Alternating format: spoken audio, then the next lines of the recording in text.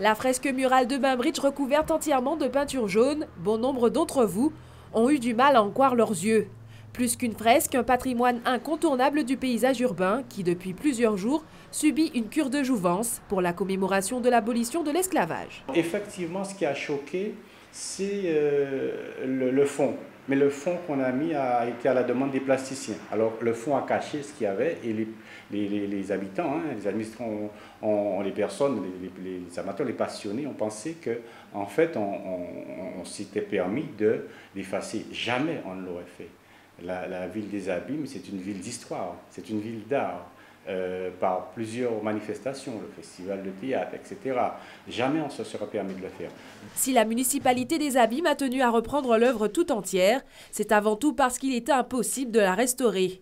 N'ayant pas subi de traitement de protection contre les aléas du temps, la fresque a perdu de son éclat. On n'a pas pu la réhabiliter, on a voulu la réhabiliter, on a respecté l'œuvre d'art des plasticiens puisqu'on les a consultés.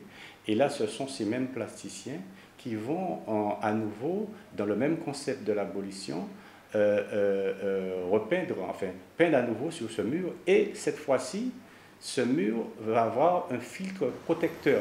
Aujourd'hui, les premières esquisses font déjà leur apparition. Un chantier artistique et de mémoire sur l'esclavage et les abolitions, dont le Comité international des peuples noirs à l'origine de l'ancienne fresque n'aurait pas eu vent. Ça nous a déploré, effectivement, c'est que nous n'étions pas au courant des manières dont on a fait ça, gens ont fait et qui temps ont fait. Ces élèves-là aussi, ils ont trouvé très mécontents parce que cette orbite qui a porté à cœur, c'était participation à l'histoire du pays. Et c'est vrai que ça fait on pine la peine. Donc, on a pensé que la municipalité là, qui prend ça en compte pour les prochaines fois, alors qu'il y a refaire en œuvre historique et que ça passe dans d'autres gens. Malgré ce couac culturel, le CIPN espère bien que la nouvelle fresque respectera le devoir de mémoire auquel elle est destinée. Les enfants pays Guadeloupe là, ils ont un petit gens perdu.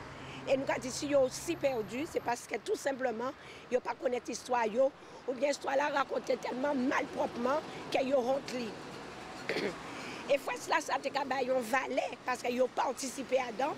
Et donc nous avons dit si ils auraient fait, avec toute l'amour là, avec toute histoire là, avec toute valeur là que nous te mettons dedans, là nous te fait, et bien on a pensé qu'elles sont bons mitins.